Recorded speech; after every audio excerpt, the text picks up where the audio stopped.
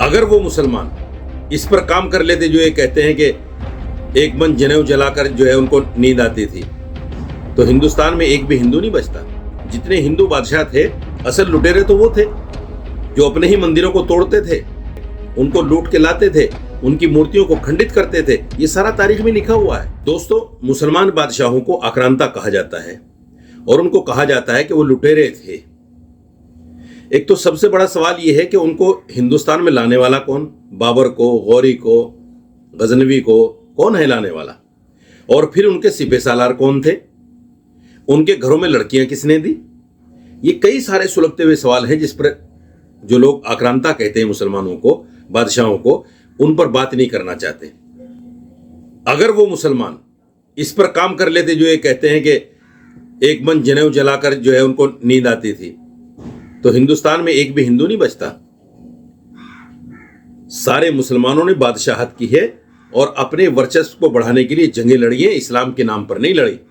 اور ان میں بھی بہت سارے ایسے نیک لوگ تھے، اورنگزیب جیسے لوگ، جنہوں نے ٹوپیاں سی کر، خزانے سے پیسہ نہیں لیا کبھی، ٹوپیاں سی کر اپنی روزی روٹی کی ہے، اپنا کھانا کھایا ہے، شاہی خزانے سے کبھی پیسہ نہیں لیا۔ ایسے نیک آدمی کو آکرانتا کہا جائے؟ ظفر، بہادر شاہ ظفر، انگریزوں نے اس کے بچوں کے سر کاٹ کے اس کے سامنے لا دیے، کیا بیتی ہوگی اس وقت؟ اگر وہ آکرانتا ہوتے اور وہ لٹیرے ہوتے تو انگریزوں کے سامنے جس طرح کہ انگریزوں نے ان پر ظلم کیا ہے، کیا وہ انگریزوں کے ساتھ نہیں ہو جاتے؟ لیکن وہ سچے پکے مسلمان تھے، وہ آئیڈیل مسلمان تھے۔ اورنگزیب، بہادر شاہ ظفر، جہانگیر، یہ سب ایسے لوگ تھے جو آئیڈیل مسلمان تھے۔ ان کو جو ہے آکرانتا کہنا، ان کو لٹیرے کہنا، یہ اسلامو فوبیا ہے۔ یہ ذہن میں اسلام اور مسلمان کے خلاف جو گندگی بھری ہے، یہ اس کا نتیجہ ہے۔